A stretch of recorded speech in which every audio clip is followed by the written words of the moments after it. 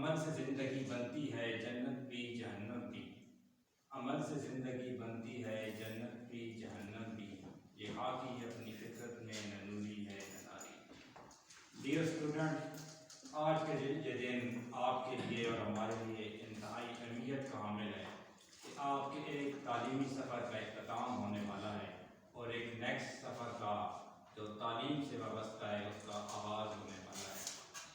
ہم تمام لوگ ایک علم کی نسبت سے یہاں اکٹھے ہوئے ہیں۔ ایک انسان کا دوسرے انسان سے جو رشتہ ہے، جو سب سے بہترین رشتہ ہے، وہ علم کا ہے۔ نبی کریم صلی اللہ علیہ وسلم نے فرمایا، یا معلم بنو یا متعلم بنو، تیسرا راستہ اختیار نہ کرو ورنہ ہلاک ہو جاؤ گے۔ یعنی یا پڑھو یا پڑھاؤ، تیسرا راستہ اختیار نہ کرو۔ جو تیسرا راستہ اختیار کرے گا، اس علم سے ہٹ جائے گا، وہ بربادی کا راستہ ہے، اس میں اچھائی موجود نہیں ہے۔ اور علم حاصل کرنے کا مقصد کیا ہے؟ یہ تمام بلڈنگ حکومت اتنا خرچہ کر رہی ہے، آپ صبح آتے ہیں شام تک جہاں پڑھتے ہیں پھر چلے جاتے ہیں، آپ کے والدین آپ پہ اتنا خرچہ کر رہے ہیں، تمام لوگ جو ہے وہ ساری مشینری حکومت کی اس کام پہ لگی ہوئی ہے۔ تو علم حاصل کرنے کا مقصد کیا ہے؟ ہم کس نسبت سے، کس نظریے سے، کس نسب العین سے یہاں اکٹھے ہوئے ہیں؟ تو حضور پاک صلی اللہ علیہ وسلم کے ارشادات کی روشنی میں اور قرآن مجید کی تعلیمات کی روشنی میں اگر ہم اس کا مطالعہ کریں تو یہ بات روز روشن کی طرح یہاں ہے کہ علم حاصل کرنے کا مقصد یہ ہے کہ ہمیں معرفت الہی مل جائے، کہ اللہ ہم سے راضی ہو جائے۔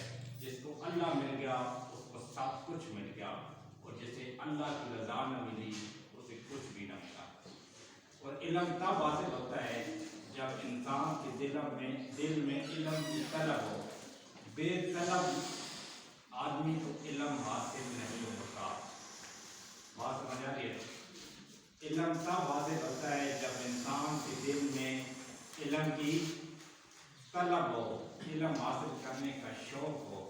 جس کو علم حاصل کرنے کا شوق نہ ہو، اس کے دل میں علم کی طلب نہ ہو، وہ علم حاصل نہیں کر سکتا۔ مثال کے طور پہ آپ نے نرسری سے تعلیمی سفر کا آغاز کیا تھا، آپ کی کلاس میں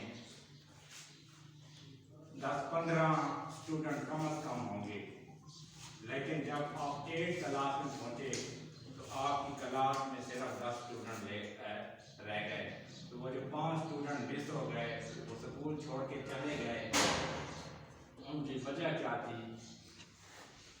ایک تو حالات ہیں، اور دوسرا یہ ہے کہ ان کے دل میں علم کی طلب نہیں تھی، انہوں نے اس حالات کا مقابلہ نہیں کیا۔ مختلف مشکلات آئیں ان 8-9 سالوں میں، ان حالات کی نظر ہو گئے اور اپنا تعلیمی سفر جو ہے وہ برقرار نہ رہ سکے۔ آپ اس تعلیمی سفر تک یہاں تک پہنچے ہیں تو اس کی وجہ یہ ہے کہ آپ کا ارادہ مضبوط تھا، آپ کے دل میں لگن تھی، آپ کے دل میں طلب تھی، اس وجہ سے آپ یہاں تک پہنچے ہیں۔ کیونکہ علامہ اقبال نے فرمایا تھا، اس احمد ریاض نے بھی وہ شعر پڑھا ہے کہ ارادے جن کے پختہ ہوں نظر جن کی خدا پر ہو، ارادے جن کے پختہ ہوں نظر جن کی خدا پر ہو، تلاطم تیز موجوں سے وہ کبھی گھبرایا نہیں کرتے۔ تو جس کے دل میں علم کی طلب ہوگی وہی علم حاصل کرے گا۔ ایک دوسری مثال میں آپ کی گوش گزار کرنا چاہوں گا کہ تاریخ اسلام کے روشنی میں کہ حضرت بلال حبشی، حضرت صہیب رومی، حضرت سلیمان فارسی، یہ تینوں صحابی ہیں، لیکن نہ ان کا تعلق مکہ سے ہے، نہ ان کا تعلق حضور پاک صلی اللہ علیہ وسلم کے خاندان سے ہے، نہ یہ قریشی ہیں نہ یہ عربی ہیں۔ حضرت سلیمان فارسی فارس سے، ایران سے آتے ہیں، حضرت بلال حبشی حبشہ سے آتے ہیں، حضرت صہیب رومی روم سے آتے ہیں، لیکن ان کے دلوں میں طلب ہے، وہ ایمان کی طلب ہے، حضور پاک صلی اللہ علیہ وسلم کی دعوت پہ وہ لبیک کہتے ہیں، اور آج جنت میں وہ یہ سیر کر رہے ہیں، جنت میں ان کا ٹھکانہ ہے۔ دوسری جانب دیکھیے حضرت ابو جہل، ابو لہب، امیہ بن خلف، یہ تینوں حضور پاک صلی اللہ علیہ وسلم کے رشتہ دار ہیں، قریشی ہیں، عرب کے لوگ ہیں اور بڑے خاندان والے ہیں، سردار ہیں، لیکن دل میں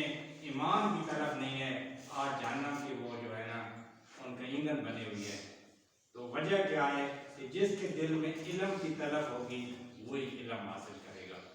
صرف یہی بات ہے جو میں نے آپ کے گوش گزار کرنی تھی کہ جب تک آپ کے دل میں علم کی طلب نہیں ہوگی، ایک کڑن اور ایک لگن نہیں ہوگی، اس وقت تک آپ اپنے شوق سے علم جو ہے وہ حاصل نہیں کریں گے۔ چاہے بیرونی قوتیں، آپ کے والدین، آپ کے اساتذہ، آپ کے رشتہ دار اور آپ کے دوست آپ کو علم پر کتنا ہی آمادہ کر لیں، لیکن جب تک آپ کے دل میں علم کی طلب نہیں ہوگی اس وقت تک علم حاصل نہیں کر سکیں گے۔